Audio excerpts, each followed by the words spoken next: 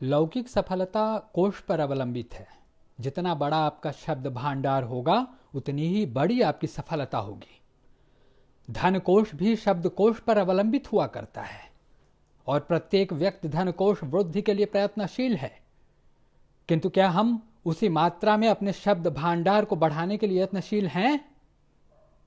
तो हमारा इस वीडियो का जो उद्देश्य है, आपके शब्द भांडार में वृद्धि है, खास करके आंग्ल भाषा के शब्द भांडार की वृद्धि। यही हमारे इस लेक्चर का उद्देश्य होगा। तो हम इंग्लिश वोकैबुलरी बिल्डअप कैसे करें, और इस पूरे लेक्चर सीरीज की प्रस्तुति इस प्रकार होगी कि शीघ्र ही अंग्रेजी शब्दों पर आपको महान अधिकार प्राप्त कर लेंगे। और यह पहला इंट्रोडक्टरी वीडियो है। इसमें आने वाले वीडियो की रूपरेखा हम आपको बताएंगे। तो हम पहले तो भाषा की कुछ मूलभूत प्रकृति व प्रवृत्ति पर विचार करेंगे। पुनः शब्द रचना निर्माण की प्रवृत्ति को हम अनावृत करेंगे, ताकि आने वाले वीडियो में आपको बहुत स्पष्टता के साथ यह दिखाया जा सके कि शब्द निर्माण की प्रकृति कैसी है और आप उनको भली भांति पकड़ पाएंगे। तो आए हम पहले भाषा के कुछ मूलभूत सिद्धांतों के बारे में जानकारी प्राप्त करें। पहली बात तो यह है कि किसी भी भाषा में मूल शब्दों की संख्या बड़ी कम रहती है। ऐसे शब्द 1000 से ज़्यादा नहीं हुआ करते, जिनको हम रूट वर्ड कहते हैं, क्योंकि ये जो रूट वर्ड हैं उनके ही आधार पर बाकी शब्दों का निर्माण हुआ करता है। दूसरी जो महत्वपूर्ण बात है वह है कि अधिकतर शब्दों का 80% से ज़्यादा शब्दों का प्रयोग हम मेटाफर के रूप में करते हैं। मेटाफर मतलब रूपक। हम वो समझेंगे कि ये क्या होता है, क्योंकि वो शब्दों के लिटरल मीनिंग नहीं होते, बल्कि वो एक प्रकार से फिगर्स होते हैं, जिनको अंग्रेजी में हम फिगर्स ऑफ स्पीच कहते हैं या ट्रोप कहते हैं। वो कुछ ऐसी चीज होती है। प्रीफिक्सेज और सफिक्सेज के भी अपने अर्थ होते हैं। वो रूट वर्ड में जुड़कर आगे या पीछे शब्दों में नई चेतना पैदा करते हैं, शब्दों में अर्थांतर पैदा करते हैं। तो उनको भी हम समझने की कोशिश करेंगे। और भाषा के विकास में जो अपभ्रंशन और शब्दों में विरूपण की जो प्रक्रिया चला करती है, उसको भी हम स्पष्ट करते चलेंगे। जैसा कि आपको ज्ञात ही होगा कि हिंदी भाषा और अंग्रेजी भी भारोपीय परिवार की भाषा हैं। इनके भारोपीय परिवार मतलब Indo European language, Indo Aryan group of languages. तो इनके जो मूल शब्द हैं वो एक ही हैं। अगर आप हिंदी भाषा में बहुत से शब्द बोलते होंगे, उनके मूल शब्दों को जब आप जानेंगे, आपको आश्चर्य होगा कि वस्तुतः आप अंग्रेजी के शब्दों का ही उच्चारण कर रहे हैं। वस्तुतः इस कड़ी को अगर हम जोड़ लेते हैं तो आप पाएंगे कि अंग्रेजी के शब्द आपसे दूर नहीं है। वस्तुतः आप अंग्रेजी के शब्दों का प्रयोग करते ही आ रहे हैं, केवल समझ भर लेना है कि आपने आंखों को अपनी खोल कर देखा नहीं है कि कैसे आप अंग्रेजी के ही शब्दों का प्रयोग कर रहे हैं। तो हमारा ध्यान इस बात पर होगा कि आप उसको पकड़ लें। इनको हम कॉग्नेट वर्ड्स कहते हैं। और इस प्रकार संस्कृत हिंदी में लोक भाषा में प्रयुक्त होने वाले शब्दों के रूट्स पर हम ये आपको बताने की कोशिश करेंगे कि अंग्रेजी शब्द भी वहीं पर कहाँ पर हैं, और ये आपको प्रभावशाली न्यूमोनिक्स के रूप में आपके सामने आएगा। और बहुत भली प्रकार से तब आप ये देख पाएंगे कि वस्तुतः हिंदी के जितने शब्द आप जानते हैं उतने ही अंग्रेजी के भी शब्द जानते हैं। हम अभी आपको बोर्ड पर कुछ उदाहरणों से यह पहले स्पष्ट करेंगे कि यह किस प्रकार होता है। तो दोस्तों, हमारा उद्देश्य केवल यह नहीं है कि मैं आपको बताऊं कि अंग्रेजी में जिसे वी कहते हैं, संस्कृत में वही वयम है। जो यू है वही यूयम है। जो दे है वही ते है। जो मदर है वही मातृ है। जो नेम है वही नामन है। जो हर्ट है वही रुत है। जो सन है वही सुनु है। संस्कृत में सन को, पुत्र को सुनु कहते हैं। जो लोक है वही लोक है। संस्कृत में लोक का अर्थ होता है देखना। आप आश्चर्यचकित होंगे कि यह बहुधा विश्व विस्तृत क्यों नहीं है, क्योंकि जब आप कहते हैं अवलोकन, अवलोकन में लोक शब्द आप देख पाएंगे। लोक का भी अर्थ इसीलिए लोक होता है, संसार होता है, क्योंकि वह आपको दिखाई पड़ता है। उसी प्रकार एम शब्द अस्मि है, ग्रीक में वही एमी हो जाता है, लैटिन वगैरह में भी अस्मि शब्द है, एस्मि शब्द है। ब्रदर भ्रातृ शब्द है, सिस्टर स्वश्रु शब्द है, इज अस्ति शब्द है, वही ग्रीक में एसटी हो जाता है। ही में आप देखेंगे कि सह शब्द का स पहले का गायब होकर के केवल सह ह ऐसा बचा हुआ है। किंतु मेरा उद्देश्य इस प्रकार की समानताओं को दिखाना नहीं है, यद्यपि ऐसी समानताएं भी विपुल मात्रा में हैं और हम अपने लेक्चर के क्रम में उस पर भी प्रकाश डालेंगे ही। तो आज के इस इंट्रोडक्टरी लेक्चर में हम केवल एक रूट वर्ड लेंगे और इस पर विचार करेंगे कि शब्द किस तरीके से बनते हैं। तो एक लैटिन का रूट वर्ड हम लेते हैं पेड या पेस जिसको कहते हैं। इसका मतलब होता है टू वॉक, संस्कृत में इसको पद कहते हैं। पद, पाद, पैर वगैरह जो बना है वो इससे बना है। अब देखें इस चलने और वॉक करने जो इसका मीनिंग है पेड, इससे शब्द कैसे निर्माण हुए हैं। तो पहला शब्द जो हम विचारणीय है वह है इम्पीड। इम्पीड का मतलब होता है टू ऑब्स्ट्रक्ट। पीड, इम प्लस पीड मतलब पैर अगर आपने बीच में किसी के ले आया, कोई आदमी चल रहा है रास्ते में आपने पैर ले आया तो उसकी प्रगति रुक गई, उसका चलना रुक गया, यही इम्पीड का मतलब है। If something is impeded it's progress is obstructed, that is the meaning of impede. इससे बनने वाले और भी शब्द पर आप विचार कर सकते हैं, जैसे इम्पीडेंस। अगर आपने फिजिक्स वगैरह पढ़ा होगा तो इम्पीडेंस शब्द का नाम सुना होगा कि ये it obstructs, actually restricts the current flow, this is called impedance. दूसरा शब्द हम ले एक्सपीडाइट, जो ठीक अपने अर्थ में इसका उल्टा है, इम्पीड का उल्टा एक्सपीडाइट। आप पैर को अलग कर लेते हैं, आप उसके प्रोग्रेस को, किसी चीज के प्रोग्रेस को स्वाभाविक बनाते हैं। अगर कोई काम अटक रहा है, देर हो रही है, तो आप उसको जल्दी करते हैं, त्वरित करते हैं, उसको आसान बनाते हैं, तो आप कहते हैं एक्सपीडाइट। अगर आप अपने पैर निकाल कर बाहर ले जाते हैं तो आप एक यात्रा, साहसिक अभियानों पर चलते हैं, एक्सपीडिशन जिसे हम कहते हैं कि यात्रा। जैसे कोई सागर पारीय यात्रा पर जाता है तो हम तो पहले अपने पैर निकालते नहीं, तो हम पैर निकालकर जो दूर दराज चलते हैं तो उसको कहते हैं एक्सपीडिशन। उसी तरीके से अभी इम्पीड बतलाया, इम्पेडिमेंट। अगर आप रास्ते में जा रहे हैं, आपके पास बहुत ज्यादा लगेज है, तो आप कहते हैं भाई मेरे पास इम्पेडिमेंट्स बहुत ज्यादा है, इम्पेडिमेंट है, तो इस तरह की चीज को इम्पेडिमेंट कहा जाता है। अब ये चौथा शब्द विचार करते हैं, पेडिग्री। पेडिग्री दरअसल पेड शब्द तो यहाँ पर पैर है, लेकिन ये पेडिग्री दरअसल फ्रेंच वर्ड से आया है। इसका मतलब होता है पेडग्रू, मीन्स क्रेन जो होता है ना, क्रेन का पैर आपने देखा होगा कुछ इस तरह से रहता है। तो ये दरअसल क्या है, पेडिग्री इसको कहते हैं लीनेज। जैसे कि अगर मान लीजिए कि एक माँ बाप के कोई बच्चे 2-3 पैदा हो गए, फिर इनके कुछ बच्चे हो गए, तो ये इनके लीनेज जो इस प्रकार से जो वंशावली चलती है ना, इसको पेडिग्री कहते हैं। ये उसके पैर की तरह लगता है, किसके, सारस के, तो इसीलिए इसको पेडिग्री कहते हैं। अब दूसरा शब्द लेते हैं, पेडेस्ट्रियन। पेडेस्ट्रियन आपने सुना होगा, जैसे कि रोड पर हम जो किनारे में चलने वाले लोग होते हैं, रास्ते में पैदल जो चलते हैं, उसको पेडेस्ट्रियन कहते हैं, क्योंकि वो पैरों पर चलते हैं, पद पर चलते हैं। पदारोही या पदाती जिसको कहते हैं हिंदी में, तो वो पदाती होते हैं। इसके बाद दूसरा शब्द लें, बाइपेड। बाइपेड का अर्थ होता है जिसके 2 पैर हैं, जैसे कि मैन इज अ बाइपेड एनिमल। उसी तरह ट्राइपॉड।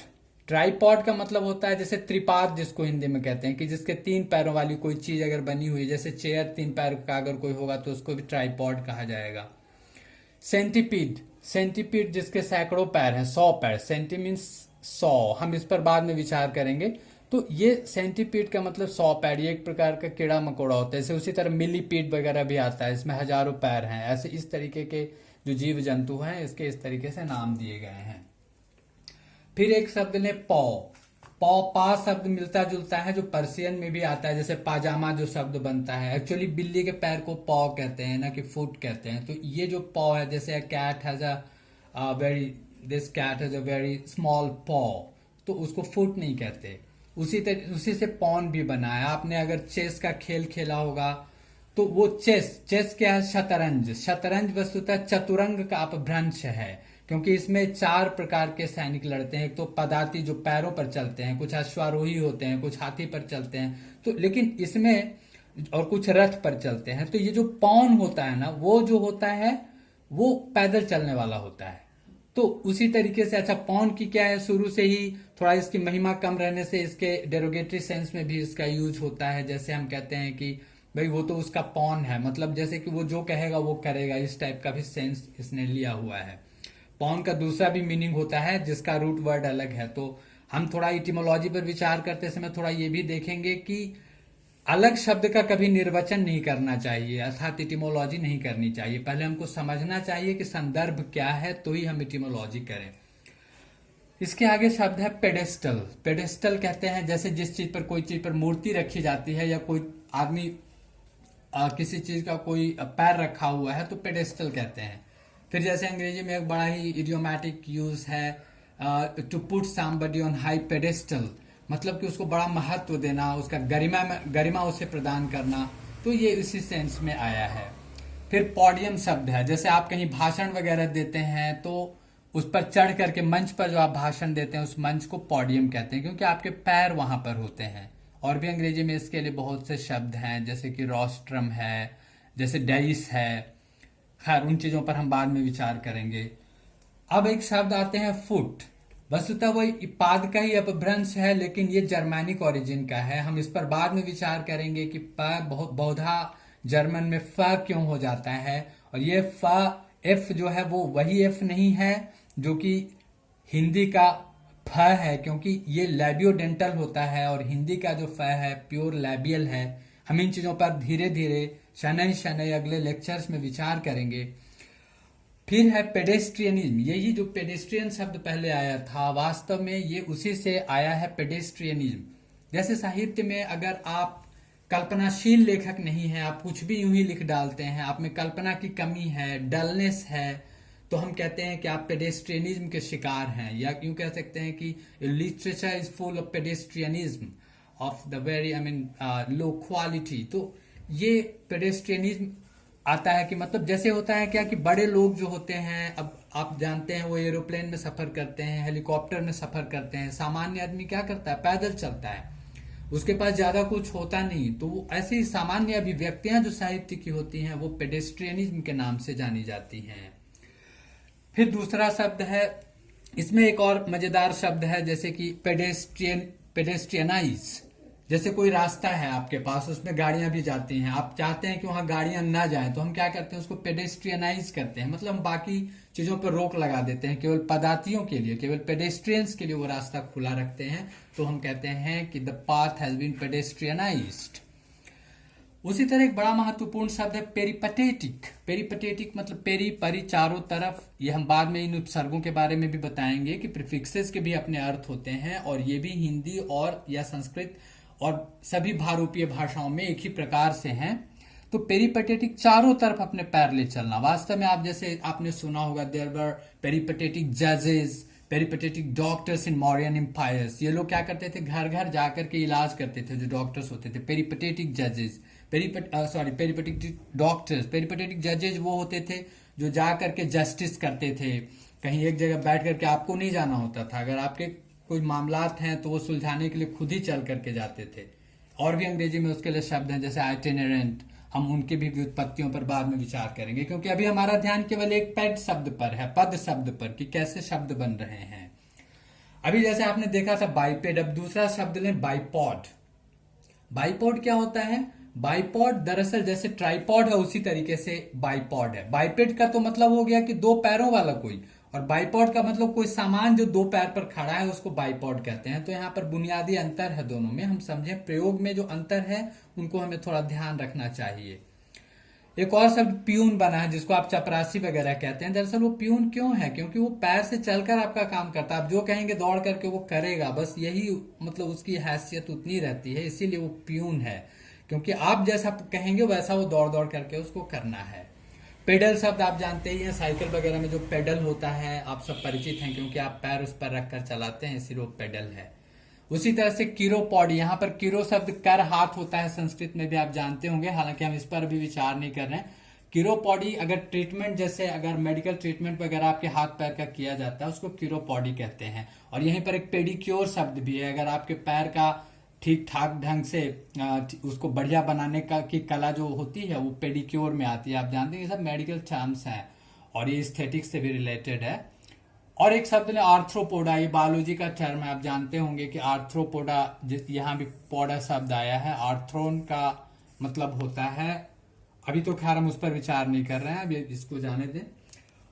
फिर है जैसे क्वाड्रुप्ट, क्वाड्र का मतलब भी चार होता है, ये भी संस्कृत शब्द है, हम इस पर बाद में विचार करेंगे। अभी इस इंट्रोडक्टरी लेक्चर में हमारा उद्देश्य केवल ये दिखाना है कि आप एक रूट वर्ड से कितने वस्तुतः 50 शब्द बना सकते हैं। तो ये चौपाया, जैसे कि बफलो इज अ क्वाड्रुप्ड एनिमल, चौपाया जानवर है। कुछ और ऐसे ही शब्दों को हम देख लें, जैसे मोपेड आप कहते हैं।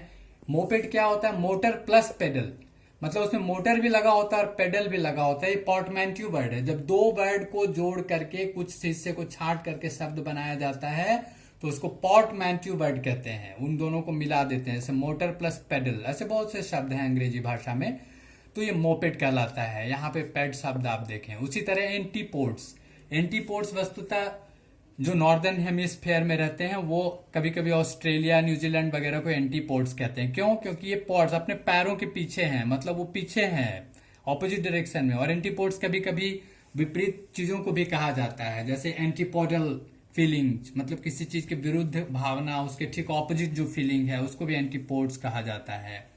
अभी आपने एक्सपीडाइट शब्द देखा, उसी से एक्सपीडियंट शब्द भी आप देख सकते हैं, एक्सपीडिशियस शब्द देख सकते हैं, मतलब कोई भी चीज को जल्दी जल्दी इफिशिएंटली पूरा कर देना, तो एक्सपीडिशियस उसको कहते हैं। जैसे पेडोमीटर है, पेडोमीटर वगैरह क्या होता है कि आप कितना पैर चलते हैं, जैसे आप वॉकिंग कर रहे हैं तो आपको ये मेजर करने वाला होगा कि कितना, जैसे आजकल घड़ी में पेडोमीटर लगा होता है, आप चलते हैं आपको वॉकिंग करके बताएगा कि ये कितना आप चले हैं, तो ऐसी चीज को पेडोमीटर कहते हैं। तो ऐसे बहुत सारे शब्द हैं जो कि देखिए आप करीब 30 शब्द मैंने यहाँ पर बनाए हैं। ये जो लिस्ट है कोई एग्जॉस्टिव नहीं है, ऐसे बहुत से शब्द होंगे। ये जो मेरे दिमाग में भी तत्काल आए हैं वो मैंने आपको बताया है। आप अध्ययन के क्रम में ऐसे शब्द जब देखें तो आप उसको, जो रूट वर्ड है उसको कहीं ना कहीं पकड़ने की कोशिश करें, तो आपका काम बहुत आसान हो जाएगा। आप सैकड़ों की संख्या में शब्द तुरंत सीख सकते हैं।